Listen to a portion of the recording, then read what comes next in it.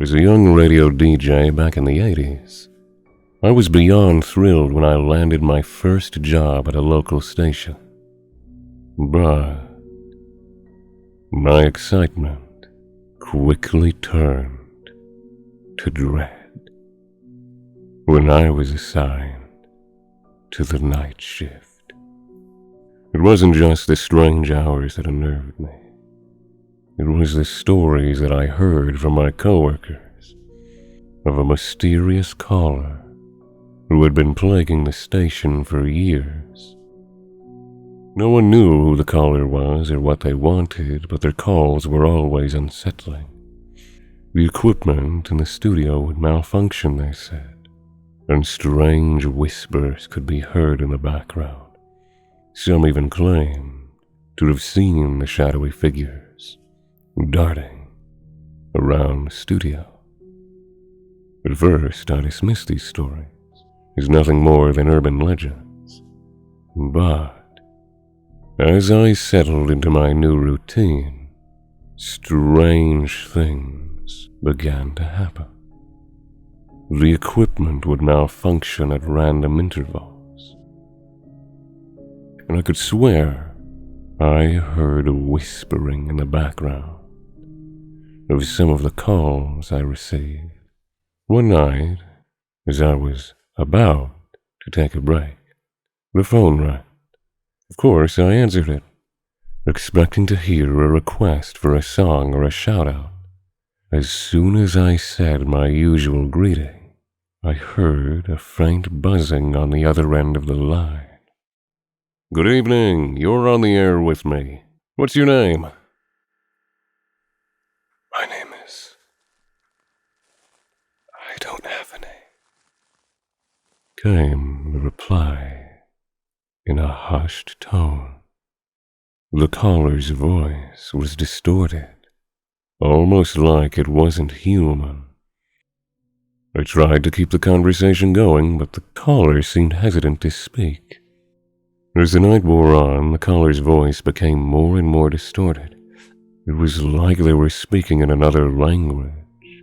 The equipment in my studio continued to malfunction, making it difficult to focus on the conversation.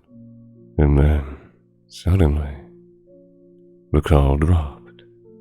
I was relieved, but also disappointed. I'd hoped to keep the conversation going and find out what was going on.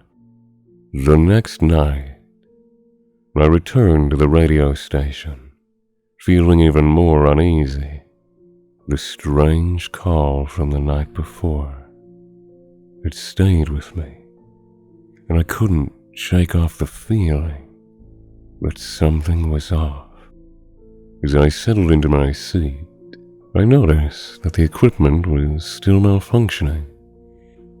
My soundboard emitted a low, continuous hum, and the microphone crackled, even when it was turned off. Despite the technical difficulties, I tried to stay focused and professional.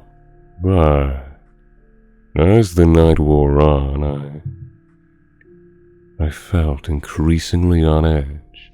And then, just as I was about to take a break,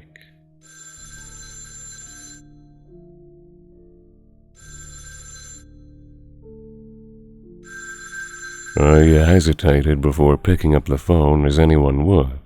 I wasn't sure if I was ready to face that strange caller again, but something compelled me to answer.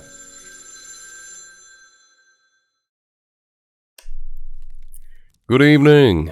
You're on the air with me. What's your name?" "What is your name? Who am I speaking with?" "You should have listened to me. You should have stopped playing my music." My heart sank, but before I could respond, "You don't know who I am, do you? I used to be a musician. I had a band, and we played all over town. But then something happened. I can't explain it, but everything changed. The music, it wasn't mine anymore. It was like something else playing through me. And when people started getting hurt, I had to stop. I had to destroy all the recordings. But one survived. One survived. One recording that I didn't bring myself to destroy. I heard it on your station. You played it. And now you have to pay. My blood ran cold. I'd never played any music that wasn't part of the station's playlist. As I listened to the caller's words, I could feel the weight of their words settling on me, like a thick fog that wouldn't lift. The caller's voice had an otherworldly quality to it, like it wasn't coming from a human at all. I couldn't shake the feeling that something was terribly wrong. I realized that the caller was not just a voice on the other end of the line, but something much more sinister. I began to hear strumming from my headphones, the strumming of a guitar. But this didn't sound like an ordinary guitar. It made me feel unnerved. It's almost as if I could hear it in my mind at the same time I heard it through my ears. He was playing a guitar, but when I heard it, a sense of dread I had never experienced before washed over me. I heard this song before.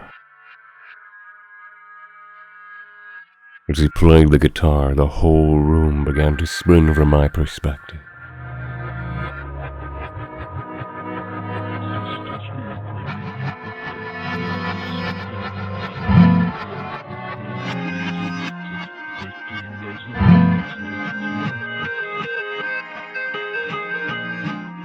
I felt like I was being pulled into a vortex of it.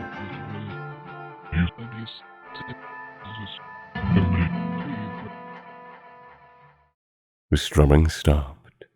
His voice disappeared, leaving me alone in the station once more. I was trembling. This went on for months. I would receive calls while I was on the air, but only from that caller.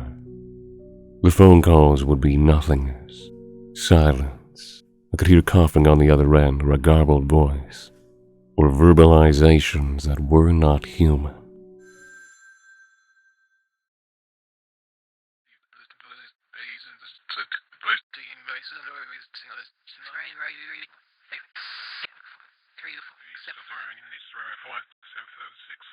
Then they'd hang up.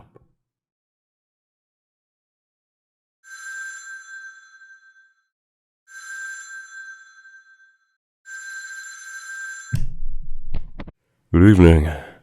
Who am I speaking to? Good evening. It's you. How are you? What I heard confused me. I heard my own voice on the other end of the line. Being a radio host, you have to understand what to say on the fly. But for once, in the studio, I was speechless. Eventually, I snapped out of it. I'm doing very well. How are you? You shouldn't have come into the studio tonight. Really? That's interesting. What do you mean by that?